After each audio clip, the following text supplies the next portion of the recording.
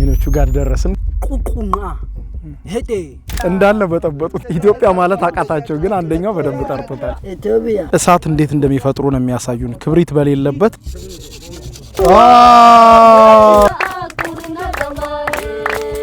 ዳናዩ ዳናውን ተከትለው እየሄዱ ነው። እዚህ ጋር አይወራም፣ ሊያድኑ ስለሆነ አይወራም። በዝምታና በቀስታ ነው የሚሄዱት።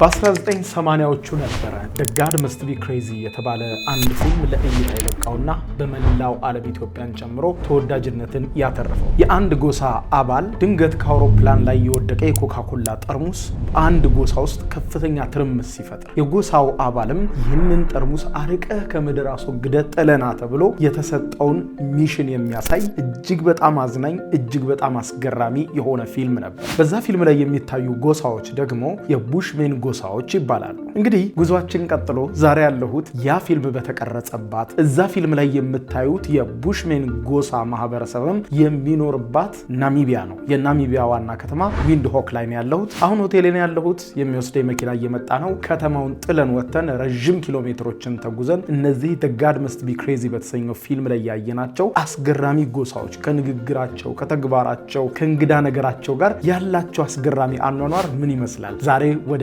ቡሽሜን ጎሳዎች ሁላችሁም ወደምታውቋቸው ነው የምንሄደው። ፊልሙን ላላያችሁ ደግሞ ፊልሙን አስታውሳችኋለሁ። ፊልሙ ላይ ያለው መሪ ተዋናይም የጎሳው አባል የሆነ ማለት ነው። በጣም አስገራሚ ነገር ነው ያለው። ምክንያቱም ተዋናይ አይደለም፣ ከሰለጠነ ከተማ አይደለም የተመረጠው፣ ከጎሳው መሃል ነው ተመርጦ ለዚህ ፊልም ስራ እየተካተተው ማለት ነው። እና በፊልም ስራውም በክፍያ ሂደቱም ከዛ በኋላ ባለው ህይወቱ እስከ ህይወቱ ፍጻሜም አስገራሚ ነገር ነው የተከሰተው። እንግዲህ ከአማዞን ጫካ ጀምሮ የተለያዩ ጎሳዎችን እያየን ነው። አሁን ደግሞ በደቡባዊቷ የአፍሪካ ክፍል በምትገኘው ናሚቢያ በረሃ ውስጥ በካላሃሪ በረሃ ላይ የሚኖሩትን የቡሽሜን ጎሳዎችን አኗኗር ልናይ ነው። ፊልሙንም አያይዘን እናወራበታለን። ለማንኛውም እስከ መጨረሻው ድረስ አብራችሁን ቆዩ። ይህንን ቪዲዮ ደግሞ በክብር ስፖንሰር አድርገው ይህ ጉዞ እንዲሳካ ያደረጉት አቢሲኒያ ባንክ እና ፊሶን ሪል ስቴት ናቸው። ሁለቱንም እናመሰግናለን። ከማስታወቂያ በኋላ ተመልሰን ወደ ጉዟችን። ከእያንዳንዱ ብሩህ ተስፋ ጀርባ በሩቅ አገር የሚከፈል የድካም ዋጋ አለ። ዓለም ያሸለበች በሚመስልበት በዛ ብርዳማ ሌሊት እነሱ ግን ይተጋሉ።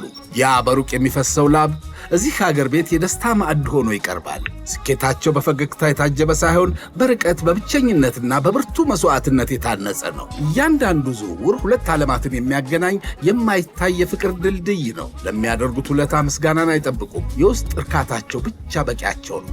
ርቀት ቢለያየንም በልባችን ግን አንድ ላይ ነን። ጨለማ ለነበሩ ቤቶች ብርሃን፣ ለሕፃናት ተስፋ፣ ለቤተሰብ ደግሞ እረፍት ይሰጣል። ዛሬም ነገም በዓለም ዙሪያ ላላቸው የጽናት ተምሳሌቶች አቢሲኒያ የልባችሁን መሻት ያደርሳል። ምክንያቱም የእናንተ ድካም የእኛ ሕይወት ነውና። አቢሲኒያ ረሚት፣ የፍቅር መንገድ፣ የትውልድ ድልድይ። አቢሲኒያ የሁሉም ምርጫ። ተመልሰናል። ሰብስክራይብ በማድረግ የደወል ምልክቷን መጫን አትዘንጉ። ወደ ካላሃሪ በረሃ መሃል ልንሄድ ነው። አብራችሁን ቆዩ።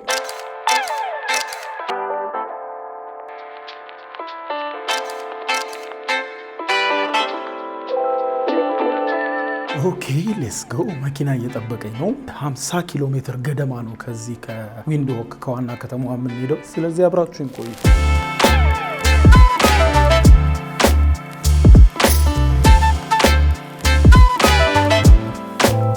እንግዲህ The God Must Be Crazy የተሰኘውን ፊልም ለማታውቁት ሰዎች ለማስታወስ ያክል የሳን ጎሳ ወይም ቡሽሜን ጎሳ አሁን የምንሄድባቸው ብሔረሰቦች ከዓለም በጣም የተለዩ ምንም ስልጣኔ የሚባል የማያውቁ ህዝቦች ናቸው እና ሰላማዊ ኑሯቸውን እየገፉ አንድ ቀን አነስተኛ መጠን ያለው አውሮፕላን በከተማቸው ላይ ያልፋል። ታዲያ በከተማቸው ላይ ሲያልፍ የነበረ ይሄ አውሮፕላን ፓይለቱ ኮካኮላ ይጠጣና ኮካኮላውን በመስኮት ይወረውረዋል። ያቸው ተወረወረች የኮካኮላ ጠርሙስ ትወረወርና እዛ ብሔረሰብ መሃል ታርፋለች። በዚህ ጊዜ አንድ ሰው ያገኘዋል። የዛ ጎሳ አባል የሆነ አንድ ሰው ያችን ጠርሙስ ይዟት ወደ ከተማ ይገባል።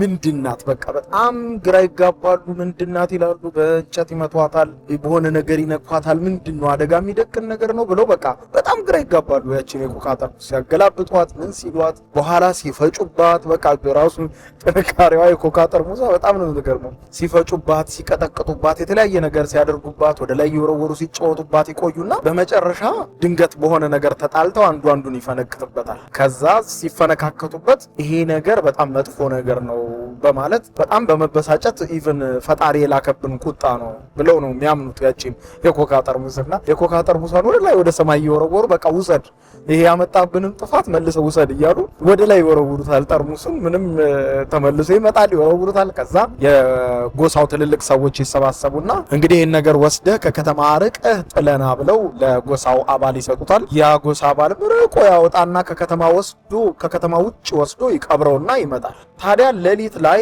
ጅቦች ይሄዱና ፈልፍለው ያወጡትና ጠርሙሱን እየገፈታተሩ መልሰው ከተማ መሃል ይመልሱታል። በዚህ ጊዜ በጣም ይደናገጣሉ። እንግዲህ ገጠመኙና ያው በዛ ማህበረሰብ ስልጣኔን ዓለምን ቀሪው ዓለምን በማያውቅ ህዝብ ዘንድ አስቡት ምን ሊባል እንደሚችል። ስለዚህ በጣም ይደናገጡና ተመልሶ ሰፈራቸው ሲያገኙት ያን ነገር በጣም በቃ ሾክ ነው ያደረጉትና በል አደራ ብለው ያንን ጠርሙስ ወስደህ የዓለም ዳርቻ ጥለና ተብሎ አደራ ይሰጠውና አንድ ሰው ያችን ጠርሙስ ይዞ የዓለም ዳርቻ ወስዶ ለመጣል ከቤቱ ይወጣል ማለት ነውና ከዚያችን ጠርሙስ ወስዶ ጥሎ ለመምጣት በሚያደርገው ፈተና ውስጥ የሚታዩ ሌሎች አስቂኝ ነገሮች ነው የምታዩት።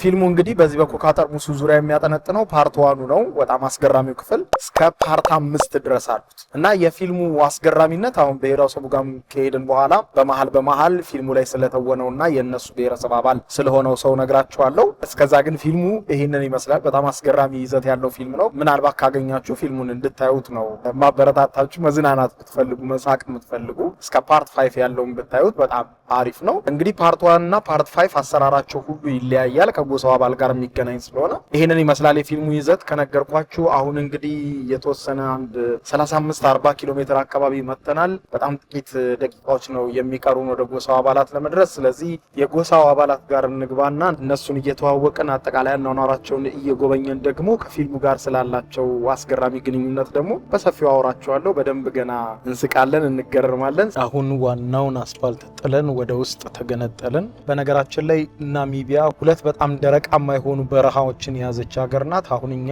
አንዱና በምድራችን ላይ በጣም ደረቃማ የሚባለውን የካላሃሪ በረሃ ውስጥ ነው የምንገኘው ማለት ነው፣ የሳን ጎሳዎችን ለመተዋወቅ። ስለዚህ ተወሰነ ነው የሚቀረን። አይ ቲንክ 1 ኪሎ ሜትር ነው የሚቀረን። እንደምታዩት ጭው ያለ ነው። በቃ ታዩታላችሁ። አሁን አስፋልት የለም፣ በቃ ኦፍሮድ ነው እየሄድን ያለ ነው።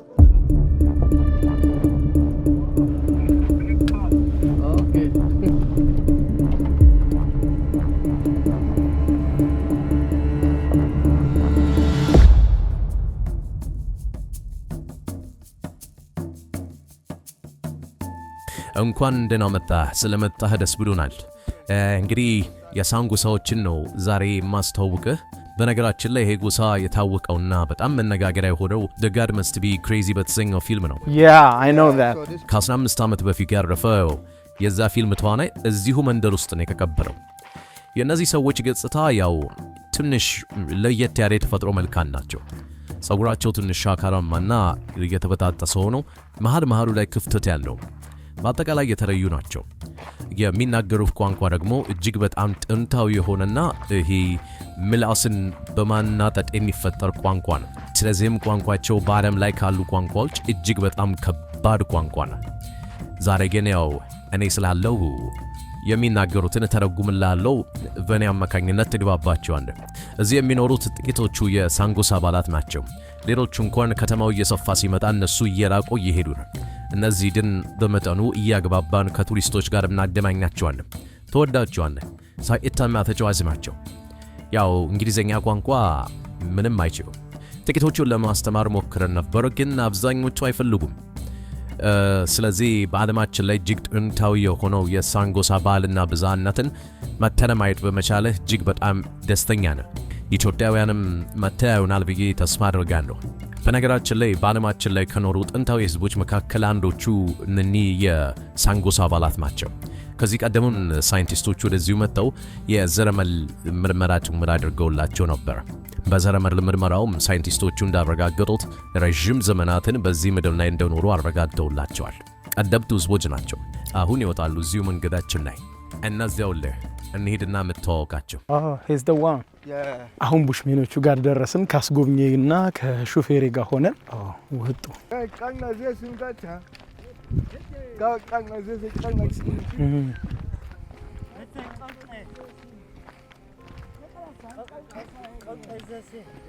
ቃንጋዘሲ ቆራ ታሳካቁ ዱቺስ ቤታታ ያን መቁ ያመቁ ቤታታ ንሰ ቆጣ ያው ናን ሆይጣቁ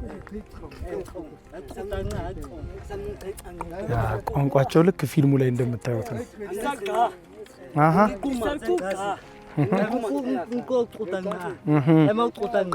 His name? What's your name?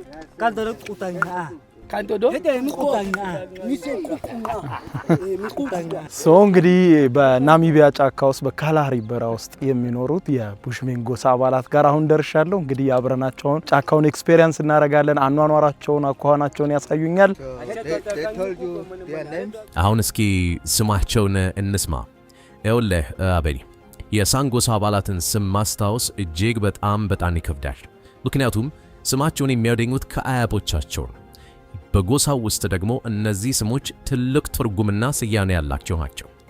በዚህ ጎሳ ውስጥ አንዱ ሰው ስም ሲሰጠው ከሚያደርገው ተግባር ጋር በቀጥታ የተያያዘ ነው። አንዱ ስም ለምሳሌ ኮታ ነው። ዋት ቁዳ። His name is ቁዳ። ሌላኛው ደግሞ ቶማ ይባላል። ሌላኛው ደግሞ ኩርታሼ ይሉታል። ትርጉሙ አዳኝ ማለት ነው። ሌላኛው ደግሞ ኮከብ፣ የንጋት ኮከብ፣ መድኃኒት እየተባለ ትርጉም ይሰጠዋል። ለምሳሌ ይሄንን ሰው ይኸው ስሙ ኮታ ይባላል። ሁለተኛ ስሙ ደግሞ ኩንግ ይሉታል። ይህ ስም የተሰጠው ከጎሳው ሲሆን ትርጉሙ ደግሞ እባብ ማለት ነው። ይሄኛውን ሰው ደግሞ ይኸው አኩ፣ ሁለተኛ ስሙ ደግሞ ዲንካይ ይባላል። የትውልድ ስሙ ኩታ፣ ሁለተኛው ደግሞ ዲንካይ። ዲንካይ ማለት አቦ ሸማኔ ማለት ነው። አንገቱ ላይ ያለውን ሀብል ተመልከተው። በጎሳ ውስጥ በጣም ፈጣን የሆነውን የአቦ ሸማኔም ዝንጉርጉር ቆዳ ይመስላል። የሚከተለው ስሙ ደግሞ ኩኩ ይባላል። ቁቁና ሄዴ ሚውቃነዋ እሱ ደግሞ የቡድኑ መሪና መድኃኒት አዋቂው ነው። ስለዚህ ዛሬ እንግዲህ በጫካ ውስጥ በሚኖረን ቆይታ አኗኗራቸውን ሲያሳዩን ባህላዊ መድኃኒቶቻቸውንም የተወሰነ እውቀት ያካፍለናል። እድሜው 33 ነው። እነርሱ ግን እድሜያቸውን አልነገሩንም፣ ግን ይነግሩናል። በነገራችን ላይ ለነሱ ጥያቄ ካለ ማንኛውንም ነገር ሳፈራ መጠየቅ ትችላለህ። በደስታ ነው የሚነግሩ። ይሄኛው 26 ዓመቱ ነው። ኩርታሼ ይባላል። ትርጉሙ የንጋት ኮከብ ማለት ነው። ሌላኛው ስሙ ደግሞ ጉምኩሩ ብለው አውጥተውለታል። ትርጉሙ የዛፍ ስር እንደማለት ነው። እሱ በጣም ጎበዝ አዳኝ ነው። እንዲሁም ጥሩ ተዋናይና ተጫዋች ጭምር። እጅግ በጣም ግሮቨስ። የተለያዩ የእንስሳት ዳናዎችን በመመልከት እንስሶቹ ወዴት እንደሄዱ፣ ለምን እንደሄዱ ጭምር በዝርዝር የማወቅ አቅም አለው። ስሙም የተሰጠው ከዚህ የተነሳ ነው። እነዚህ ስሞች ቅድም እንዳልኩ ከአያቶቻቸው የመጡና ጥንታዊ ታሪክ ያላቸው እንጂ ዝም ተብለው የሚሰጡ አይደሉም። ከግለሰቡ ኑሮ ጋር በተያያዘ ነው የሚሰጡት። እዚህ ጋር ያለው እንግዲህ ከጎሳው ውስጥ ዛሬ ከምናያቸው ህዝቦች በጣም አጭው የሚባለው ደግሞ ይህ ሰው ነው። በጎሳው ውስጥ በጣም አጭውና በእድሜ ደግሞ ትልቁ ነው። እድሜው 47 ነው። በነገራችን ላይ እኔና እሱ እኩዮች ነን። ከሁሉ ትልቁም እሱ ነው። አሁን ወደ ጫካው ይዘውን ይደውና እያንዳንዳቸው በኃላፊነታቸው መሰረት በጫካው ውስጥ ኑሯቸውን እንዴት አድርገው ራሳቸውን ከሚመጣባቸው አደጋ እንደሚጠብቁ፣ መድኃኒቶቻቸውን እንደሚቀብኑ፣ እንዴት አድርገው አደን እንደሚያድኑ፣ በአጠቃላይ እስከ መኖሪያ መንደራቸው ጎጆአቸው ድረስ ወስደው ሁሉንም ነገር በዝርዝር ያሳዩናል። ተዘጋጅተሃል? እንግባ ታዲያ ወደ ጫካው እንከተላቸው።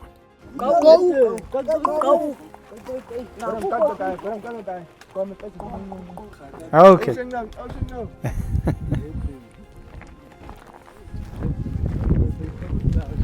አሁን እንግዲህ ያው ይዘውን ወደ ጫካ እየገቡ ነው።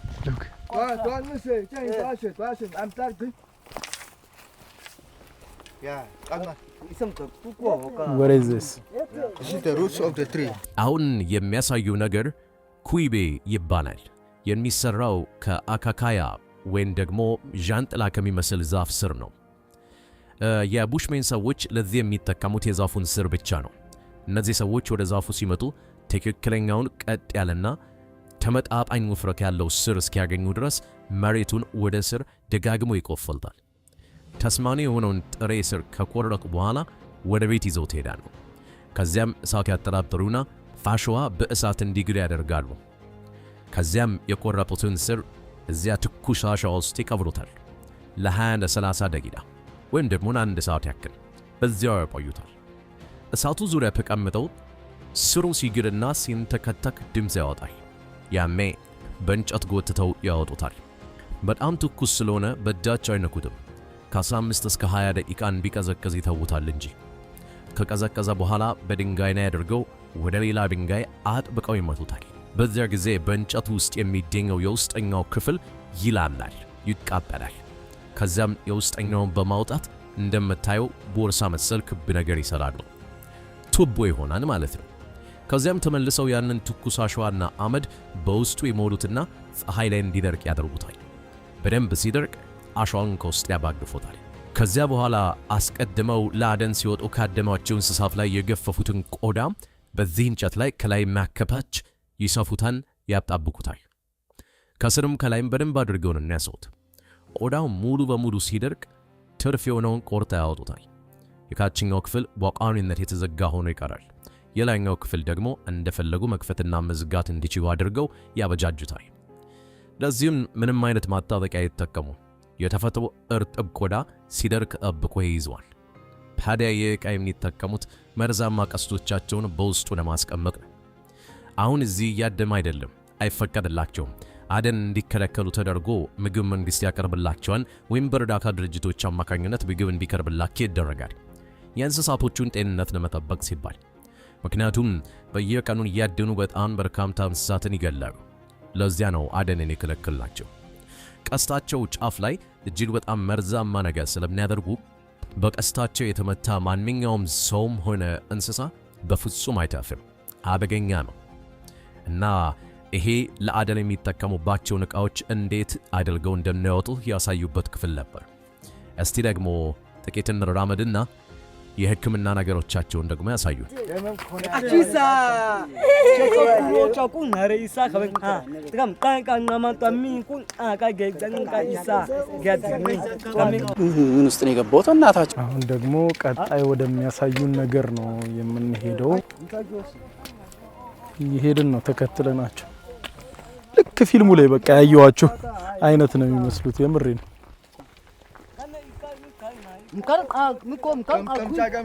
እዚህ ጋር ደግሞ ምን ሊያሳዩ ነው?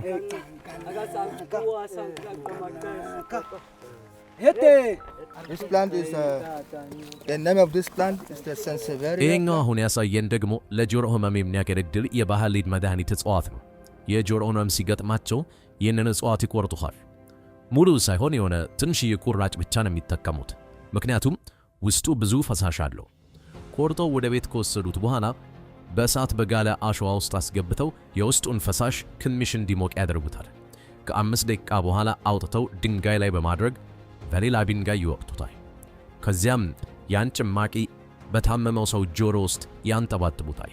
ለዚህ ዙሪያ ጥናትም ተሰርቶ ነበር። ከዛ በኋላ እንደተደረሰበት ለጆሮ ኢንፌክሽን፣ ለጆሮ ህመም ወይም ደግሞ ለማንኛውም የጆሮ በሽታ ፍቱን መድኃኒት ሆኖ ተገኝቷል።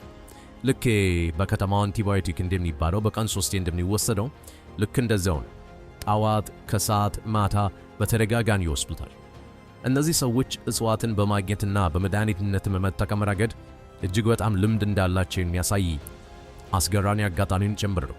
በነገራችን ላይ ይሄንን እጽዋት ደግሞ እንዲሁ ገና የወለደች ሴት የጡቷ ወተት አልወጣ ሲላትም ይሄንኑ ተጠቅመው ወተቱ እንዲወጣ ያደርጋሉ። በጣም አስገራሚና ብዙ ስብስብ ነገሮችን ነው ገና የምናየው። ዋው Sucking milk. Happy. የሚገርም ነው። Yeah. አሁን እዚህ ጋር ያሳዩን እንግዲህ መድኃኒት ነው፣ የመድኃኒት ቅጠል ነው። ሶ እንዴት ጆሮ ኢንፌክሽን ሲይዛቸው አምጥተው ቆርጠው እንዴት አሽተውና ካፈሉት በኋላ እንዴት ስኩዊዝ አድርገው ጨምቀው ለጆሮ ድሮፕ እያደረጉ እንዴት ሪሊፍ እንደሚሰጣቸው የጆሮ ህመም የተለያየ መድኃኒትን ዲስከቨር ያደርጋሉ ጫካ ውስጥ ካሉት የተለያዩ ተክሎች በመጠቀም ማለት ነውና ይሄ በጣም የሚያስገርም ነገር ነው ያሳዩን። ለዚህ ብቻ ሳይሆን ሴት ወልዳ በተለይ በቂ የሆነ ወተት ማመንጨት ሲያቅታት ከዚህ ቅጠል በመጠቀም እንዴት ወተቱ ድጋሚ እንዲወጣ እንደሚያደርጉ ጭምር ነው ያሳዩንና በጣም ይገርማል። ሶ what's next? ካቴው አቺሳም ካቴ ሹዋ ጋጺ ሄቴ ጎበጃ ምቋቃኮ ሹት ሶንግሪቺ ኑዬ ካነኝ ካውቺ ማኖኩ ቆቆ እክር ሚጉ Mkamku kat. አሽትተዋል። Take a very good smell of that plant. Okay. And tell me Okay. if you found this plant before in your life. Yeah, I know. You know this plant? I know it. Yes.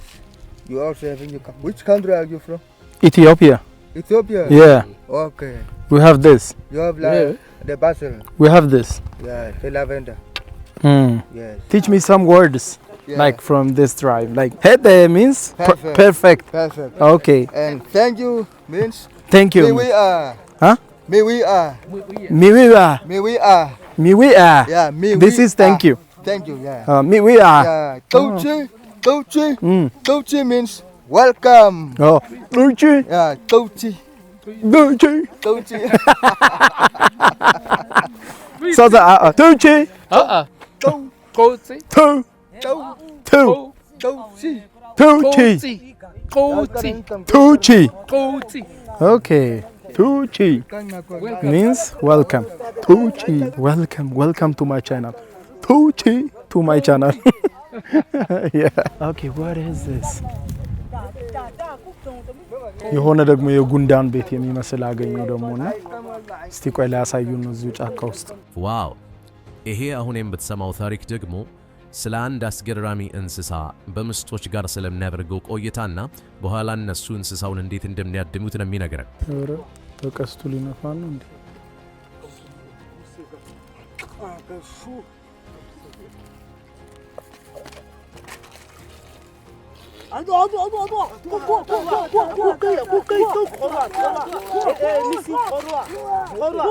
እንደምታየው ይሄ ምስጦች የሚኖሩበት የምስጦች ተራራ ወይም የምስጦች ቤት ልንለው እንችላለን።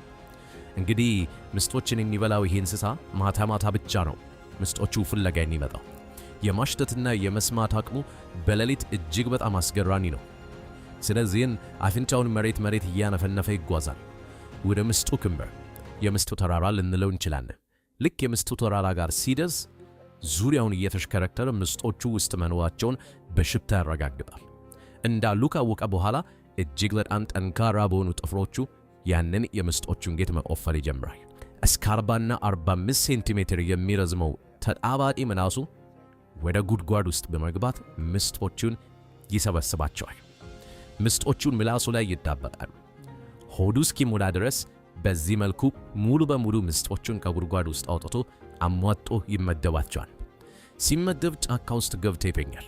የሚገርምህ ነገር የበላቸው ምስጦች በሆዱ ውስጥ እስከ 5 ቀናት ምናልባት በሕይወት የመቆየት ዕድሜ አላቸው። በቀጣዮቹ ቀን የቡሽሚን አዳኞች ይመጡትና የእንስሳውን ኮቴ ወይም አሻራውን ተከትለው በመሄድ አድመው ይገሉታል። ገድለውም ወደዚያው ወደ ምስጥ ክምሩ ይመልሱታል። ከዚያ በኋላ እዚህ ጋር ነው የእንስሳውን ሆድ ይቀዱታል። በውስጡ ያሉትን ምስጦች ገና በሕይወት ስላሉ አውጥተው ወደ ቦታቸው ወይም ወደ መኖሪያ ቤታቸው ይመልሷቸዋል።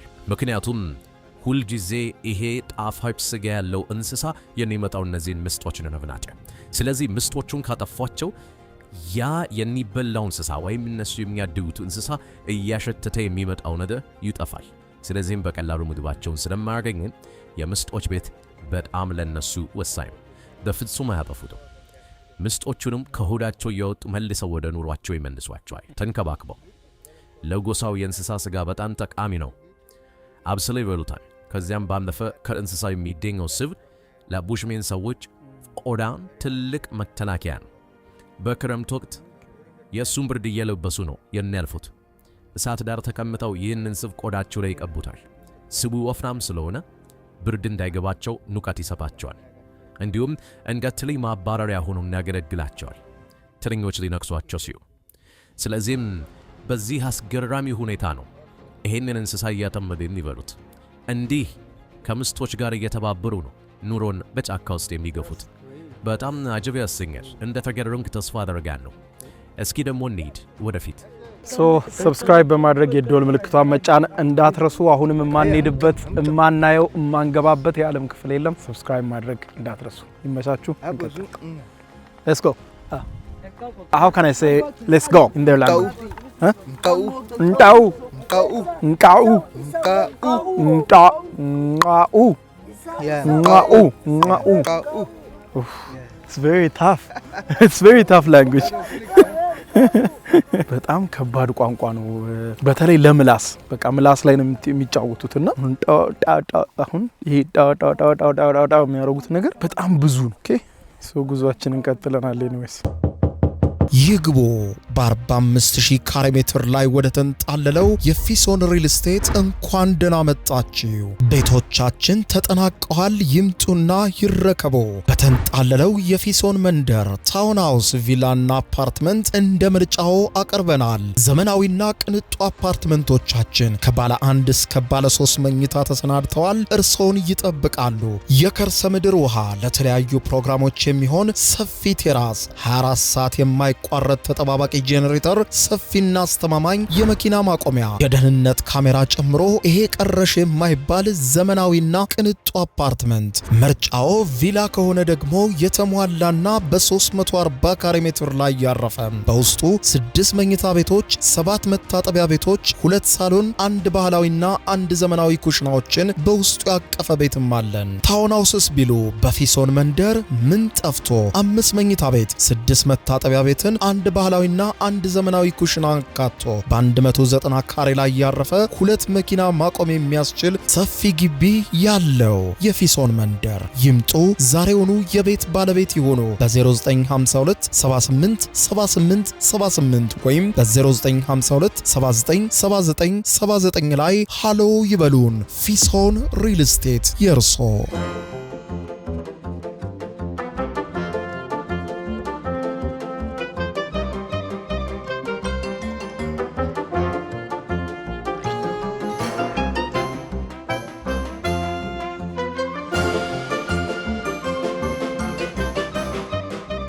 They are actors. ሁሉም ያዙት ዱላ የሚያገኙት ከዚህ ትሪ ነው እሱን ነበር ያሳየኝ ነበር ይሄ ደግሞ በእጃቸው የሚይዟት ቆርማማ ዱላን የሚያገኙት ከዚህ ከምታዩት ተክል ላይ ነው በቀላሉ ቆርጠው ቀጥ አድርገው በማድረግ ይሄንን መሳይ ዱላ ይፈጥራሉ ለዚህ ነው ኢትዮጵያ Yes. ኢትዮጵያ I say Ethiopia Atabia. Apebia akamate kutesia ekasa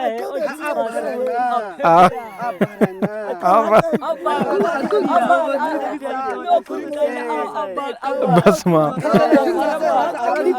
ኢትዮጵያ በሉ ብያቸው እንዳለ በጠበጡት ኢትዮጵያ ማለት አቃታቸው ግን አንደኛው በደንብ ጠርቶታል ኢትዮጵያ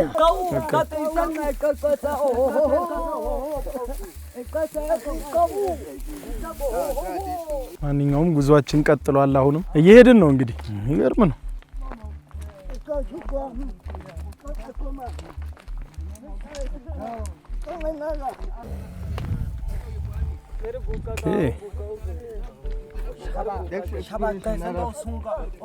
አሁን ደግሞ የሰጎን እንቁላል ያወጣል ከዛ የሰጎን እንቁላልን ለምን እንደሚጠቀሙበት ያሳየናል ነው የሚለን ስለዚህ እስኪ በሰጎን እንቁላል ምን አይነት የሰርቫይቫል ስኪል እንዳላቸው ደግሞ እኔ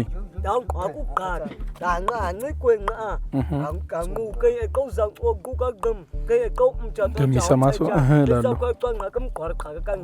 ቅድም ስንገናኝ እንደነገርከኝ ከሆነ ከኢትዮጵያ የወጣ ብዙ ሀገራትን ጎብኝተሃል ተመልክተሃል እንግዲህ በብዙ ሀገራት የሰጎንን እንቁላል ለጌጣጌጥ ለመሳሰሉት ነገር ነው የሚጠቀሙት ወደ ቡሽሜን ጎሳ ስንመጣ ግን የሰጎን እንቁላል ለብዙ ነገር ነው የሚጠቀሙት ሰጎኖች እንደ ዶሮ ሁሌ እንቁላል አይጥሉም በአመት የተወሰነ ጊዜ ብቻ ነው የሚጥሉት ርቢን የሚያደርጉት በአመት ለ6 ወራት ያህል ነው በአንድ የሰጎን ጎጆ ውስጥ እስከ 60 እንቁላሎች ሊገኙ ከቻሉ በጣም አስገራሚና እድለኛ ጊዜ ሊሆን ይችላል ይህ ግን ከአንዲት ሴት ሰጎን ብቻ አይደለም 3 ሴት ሰጎኖች በአንድ ጎጆ ውስጥ ሊጥሉ ይችላሉ 40 45 ወይም 60 ሊሞላ ይችላል አንዷ 10 ወይም 12 ልትጥል ይችላልች ወንዱ ሰጎን ደግሞ ሴቶችን በማገዝ እንቁላሉ በመታቀፍ ትልቅ ሚና ይጫወትላቸዋል ተራ በተራ ነው የሚያቅፉት ሴቶቹ ከጠዋት ጀምሮ በቀን ሲያቅፉ ወንዱ ደግሞ ምሽቱን ጀምሮ ሙሉ ሌሊቱን ሸፍኖት ያድራል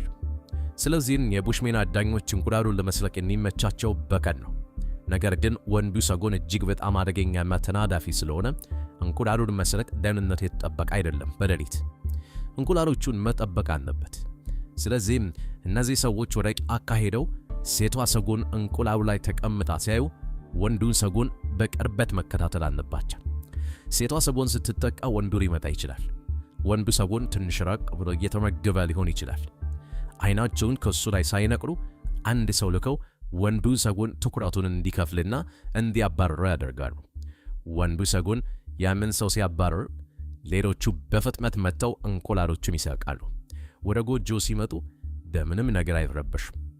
ትኩረታቸውን የሚፈልጉት እንቁላል ማንሳት ላይ ብቻ ነው። እንዲህ ባለ መልኩ እንቁላሉን ይሰውታል። እንቁላሉን የሚፈልጉት በውስጥ ያለውን አስኳል ካወጡ በኋላ እንደምታየው በዚህ ጭው ባለ በረሃ ላይ እንደመኖራቸው ቀዝቀዝ ያለ ውሃ ይፈልጋሉ። ውሃውን በዚህ ሰጎን እንቁላል ውስጥ በሰሯት ክብ ቀዳዳ አማካኝነት ካኖሩ በኋላ ከመሬቱ ስር ይቀበውታል። በዚህ ጊዜ በመሬቱ ስር እጅግ በጣም ቀዝቀዝ ብሎ ውሃው ይቀመጥላቸዋል ለረጅም ጊዜ። በዚህ መልኩ ነው የሰጎን እንቁላል እናንተ በከተማ ፍሪጅ እንደምትሉት ነው እዚህ ማህበረሰብ ውስጥ የሚያገለግለው። አካሰካዛ ካካ ኦካጽጋ ካካሲሰን ካካ ካሸጋ ኦካሳ ቁአራ እጣም ለቀን ካንኬ ኦኬ ጉብኝታችንን ላፍታ ጋባ አድርገን እንግዲህ ወደ ፊልሙ ደግሞ እንመለስ። The God Must Be Crazy ፊልም ላይ ያየነው የኒካው ካራክተር እንግዲህ መላው ዓለምን ያነጋገረ አንድ ክስተት ላይ እናገኘዋለን። ይሄውም ፊልሙን መስራት ሲያስቡ ሰዎቹ እነዚህ ጎሳዎች ጋር መጥተው ከጎሳዎቹ መሃል ነው መርጠው ያሰሩት እንጂ አክተር አምጥተው አሰልጥነው አልነበረም። ያ ሰው ስለ ከተማ ያቀም ስለ ፊልም ምንነት ያቀም ምንም የሚያውቀው አንዳች ነገር የለም። ስለዚህ ተቀላቀለ፣ አርግ ያሉትን ሁሉ እያረገ ፊልም ሰራ። ምንም ያውቀው ነገር የለም። በስተመጨረሻ የከፈሉት $300 ነበረ። $300 የገንዘብ ጥቅም ስለማይገባ አየር ላይ ነው በተነው። ከዛ በኋላ ወደ ማህበረሰቡ ተቀላቀለ። ያ ፊልም ግን በጣም ፌመስ ሆኖ በጣም አስቂኝ ሆኖ ብዙ ሚሊዮን ዶላሮችን ከመላው ዓለም መሰብሰብ ሲጀምር የፊልሙ አዘጋጆች ላይ ቅሬታ ተነሳ። ይሄንንም ሰው አታለውን ያሰሩት የሚሉ ሩመሮች በብዛት ሲሰፉ የፊልሙ ባለቤቶች መክፈል አለብን በማለት በማምጣት የተለያዩ ክፍሎችን በማሰራት ጠቀም ያለ ገንዘብ ከፈሉት። አልፎም ተርፎ በዛ ፊልም ምክንያት ከዚህ ጎሳ ወጥቶ እንደነ ሳውዝ አፍሪካ፣ አሜሪካ፣ አውሮፓ የተለያዩ ሀገራትን ዞረ ማለት ነው። ከዛ በኋላ ግን ያስደናቂ ሰው በዚህ ታሪኩ ያበቃም። የያዘውን ገንዘብ ፊልሙ የሰራውን ገንዘብ በሙሉ ይዞ ወደ ጎሳው ወደ ህዝቡ በመመለስ ለህዝቡ የተለያዩ ትምህርት ቤቶችን ኢንፍራስትራክቸሮችን በዚያ ገንዘብ አሰርቶ እንግዲህ እስከ መጨረሻ የህይወቱ እልፈት ድረስ ከብሔረሰቡ ጋር አብሮ ኖሮ ያው ስልጣኔ አይቶ በዛው ሰልጥኛለሁ ብሎ ጎሳውን ንቆ አልቀረም። ተመልሶ ወደ ጎሳዎቹ እዛው አብሯቸው እየኖረ በዛው ገንዘብ የተለያዩ ኢንፍራስትራክቸሮችን ገንብቶላቸው ከከተማ እንዲገናኙ አድርጓቸው ትምህርት ቤት ሰርቶላቸው ነው የሞተው። በእርግጥ እነሱ አልቀጠሉበትም። ያው እንደምታዩት አሁን ማናኗራቸው በዚህ ቀጥሏል ማለት ነው። ስለዚህ ይሄንን ይመስላል የኒካው ካራክተርን የተጫወተው እዛ ፊልም ላይ ማለት ነው። አኗኗራቸው ግን አሁንም በጣም ነው የሚያስገርመው። ሌትስ ጎ እንቀጥል ኑሯቸውን እንይ። ኦኬ አሁን ደግሞ እዚህ ጋር አቆሙን። ምን ሊያሳዩን ነው? እስቲ ደግሞ ኦኬ አሁን ደግሞ እንዴት እንደሚያድኑ ነው የሚያሳዩን። ስለዚህ ይሄንን እንግዲህ እንዴት እንደሚያድኑ ለማሳየት ሳምፕል በግ ተቀምጣለች። ስለዚህ እሷን እያደኑ ነው የሚያሳዩን። አይ ቲንክ እዚህ ጋር ሳምፕል የተሰራች በግ አይቻል። ሶ ቀስቱን እያዘጋጀ ነው አዳኙ። you have to come here. The target is there. Yeah. ዳናዩ ሶ ዳናውን ተከትለው እየሄዱ ነው።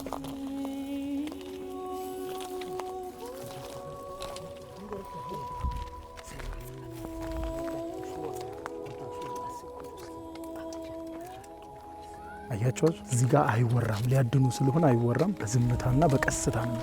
እሺ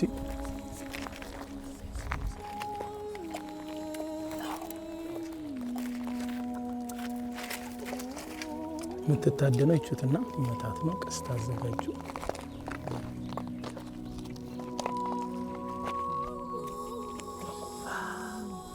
ሳታት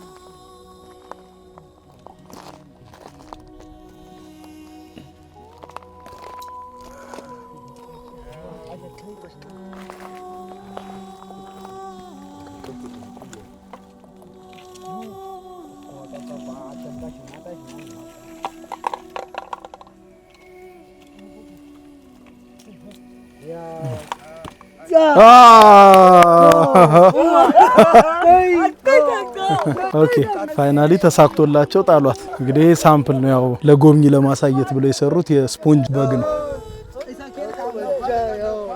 እንግዲህ አደን የሚያከናውኑት ልክ እንደማንኛውም ብዙ ቦታ እንደምትመለከተው በቀስት ነው የሚያድኑት።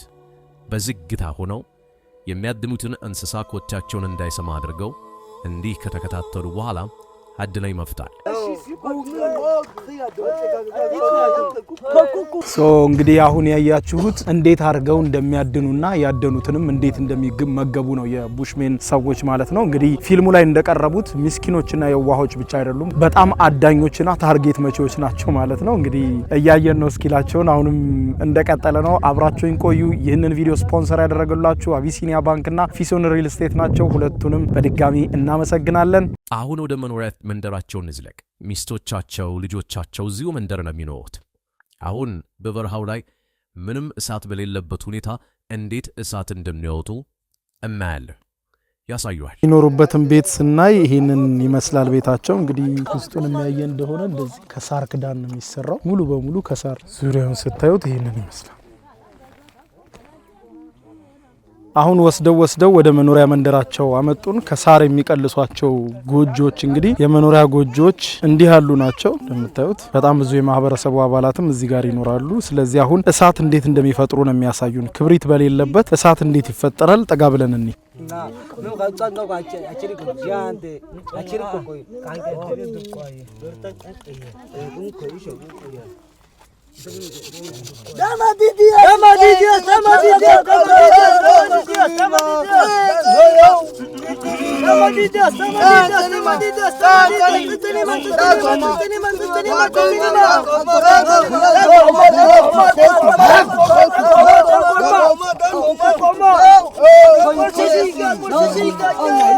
አንዳቸው ሲሉ አንዳቸው ይላሉ፣ አያቋርጡ።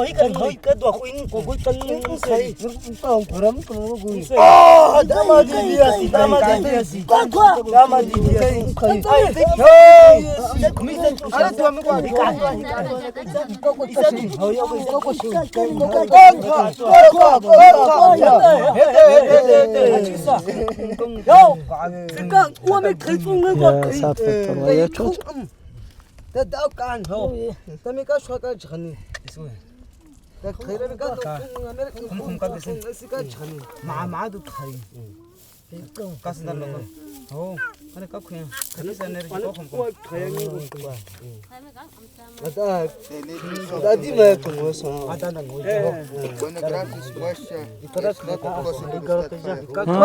كره كريش كران اچتا تو they need dry grasses all the time. 5 sticks dry all the time. اچتا کو تو اوه سي تردي हम तो सब चाहता ये डरता तुम kan में तो क्या का खावेंगा तम से के कुना तो कदम है kan es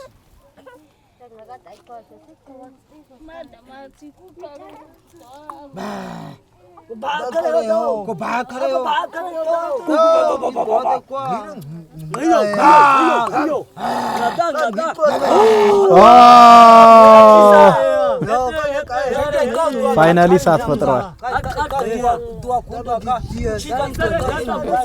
እንግዲህ የቡሽሜን ህዝቦች እንዲህ እያሉ ያው ለረጅም ዘመናት በዚህ ጫካ ውስጥ በዚህ ሁኔታና በዚህ አኳኋን የኖሩት። ስለዚህ የፕሮግራማችን መጨረሻ የሚሆነው እንግዲህ በዚሁ በቡሽሜኖቹ ባህላዊ ዳንስ ነው። አሁን ዳንስ ለኛ ለማሳየት እየተዘጋጁ ይገኛሉ።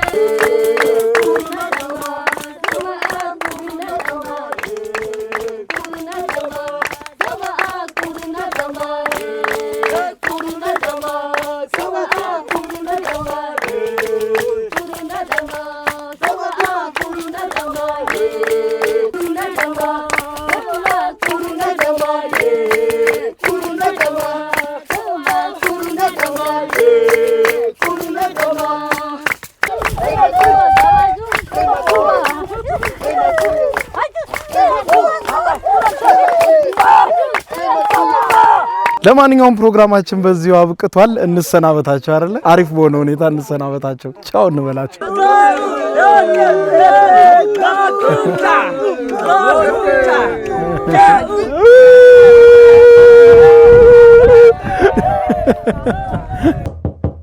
ይግቡ በ45000 ካሬ ሜትር ላይ ወደ ተንጣለለው የፊሶን ሪል ስቴት እንኳን ደህና መጣችሁ። ቤቶቻችን ተጠናቀዋል። ይምጡና ይረከቡ። በተንጣለለው የፊሶን መንደር ታውን ሃውስ፣ ቪላና አፓርትመንት እንደ ምርጫው አቅርበናል። ዘመናዊና ቅንጡ አፓርትመንቶቻችን ከባለ 1 እስከ ባለ 3 መኝታ ተሰናድተዋል። እርሶን ይጠብቃሉ። የከርሰ ምድር ውሃ፣ ለተለያዩ ፕሮግራሞች የሚሆን ሰፊ ቴራስ፣ 24 ሰዓት የማይቋረጥ ተጠባባቂ ጄኔሬተር፣ ሰፊና አስተማማኝ የመኪና ማቆሚያ፣ የደህንነት ካሜራ ጨምሮ ይሄ ቀረሽ የማይባል ዘመናዊና ቅንጡ አፓርትመንት። ምርጫው ቪላ ከሆነ ደግሞ የተሟላና በ340 ካሬ ሜትር ላይ ያረፈ በውስጡ 6 መኝታ ቤቶች፣ 7 መታጠቢያ ቤቶች፣ 2 ሳሎን፣ 1 ባህላዊና 1 ዘመናዊ ኩሽናዎችን በውስጡ ያቀፈ ቤትም አለን። ታውን ሃውስስ ቢሉ በፊሶን መንደር ምን ጠፍቶ 5 መኝታ ቤት፣ 6 መታጠቢያ ቤትን፣ 1 ባህላዊና 1 ዘመናዊ ኩሽና አካቶ በ190 ካሬ ላይ ያረፈ 2 መኪና ማቆም የሚያስችል ሰፊ ግቢ ያለው የፊሶን መንደር። ይምጡ፣ ዛሬውኑ የቤት ባለቤት ይሆኑ። በ0952 78 78 78 ወይም በ0952 79 79 79 ላይ ሃሎ ይበሉን። ፊሶን ሪል ስቴት የርሶ። አሁን ከልቦ ለመሳቅ ይዘጋጁ።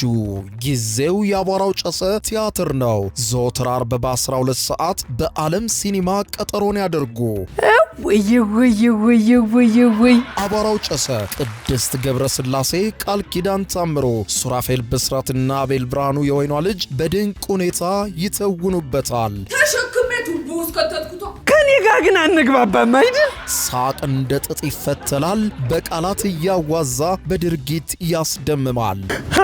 አው ምስክር የለኝም። አቧራው ጨሰ ልብ አንጠልጣይ ኮሜዲ ቲያትር። ደራሲ ሱራፌል ብስራት፣ አዘጋጅ አቤል ሰለሞን። ዘወትር ዓርብ በ12 ሰዓት በዓለም ሲኒማ እንገናኝ። እናንተ ተወያዩ፣ እኛ እንውጣላቸው አይደል? ወዴት ነው የምትሄደው? አቧራው ጨሰ የዘመኑ ምርጥ ኮሜዲ ቲያትር። ከእያንዳንዱ ብሩህ ተስፋ ጀርባ በሩቅ አገር የሚከፈል የድካም ዋጋ አለ። ዓለም ያሸለበች በሚመስልበት በዛ ብርዳማ ሌሊት እነሱ ግን ይተጋሉ። ያ በሩቅ የሚፈሰው ላብ እዚህ ሀገር ቤት የደስታ ማዕድ ሆኖ ይቀርባል። ስኬታቸው በፈገግታ የታጀበ ሳይሆን በርቀት በብቸኝነትና በብርቱ መስዋዕትነት የታነጸ ነው። እያንዳንዱ ዝውውር 2 ዓለማትን የሚያገናኝ የማይታይ የፍቅር ድልድይ ነው። ለሚያደርጉት ውለታ ምስጋናን አይጠብቁም። የውስጥ እርካታቸው ብቻ በቂያቸው ነው። ርቀት ቢለያየንም በልባችን ግን አንድ ላይ ነን። ጨለማ ለነበሩ ቤቶች ብርሃን፣ ለሕፃናት ተስፋ፣ ለቤተሰብ ደግሞ እረፍት ይሰጣል። ዛሬም ነገም በዓለም ዙሪያ ላላቸው የጽናት ተምሳሌቶች አቢሲኒያ የልባችሁን መሻት ያደርሳል። ምክንያቱም የእናንተ ድካም የእኛ ሕይወት ነውና። አቢሲኒያ ረሚት፣ የፍቅር መንገድ፣ የትውልድ ድልድይ። አቢሲኒያ የሁሉም ምርጫ። የዩቲዩብ የስኬት ሚስጥሮችን በዝርዝር የያዘው የአቤል ብርሃኑ የወይኗ ልጅ መጽሐፍ 2ኛ እትም በገበያ ላይ። ዩቲዩብ ለመጀመር በአጭር ጊዜ ስኬትን ለመቀዳጀት አስበዋል? ዩቲዩብ ብጀምር ስንት ብር አገኘሁም ብሎ አስበዋል? እንግዲያውስ በዩቲዩብ 2 የወርቅ 3 የብር ሽልማቶችን ያገኘው የአቤል ብርሃኑ የወይኗ ልጅ የዩቲዩብ ሚስጥሮች መጽሐፍ በዝርዝር ሁሉንም ያብራራሉታል። ዛሬውኑ ገዝተው ህልሞን እውን የሚያደርጉበትን የዩቲዩብ የስኬት መንገድ ይጀምሩ። በሀገር ቤት አከፋፋይ አዲስ አበባ ሜክሲኮ ኮሜርስ መጽሐፍት መደብር። በውጭ ሀገራት ለምትገኙ ከአማዞን ላይ ብታዙ በቀናት ውስጥ ደጁ ይደርሳል። የአማዞን ሊንኩን እዚህ ቪዲዮ ኮሜንት ላይ ያገኙታል። የዩቲዩብ ሚስጥሮች፣ ዘመኑ ጋር ተፈላጊ መጽሐፍ።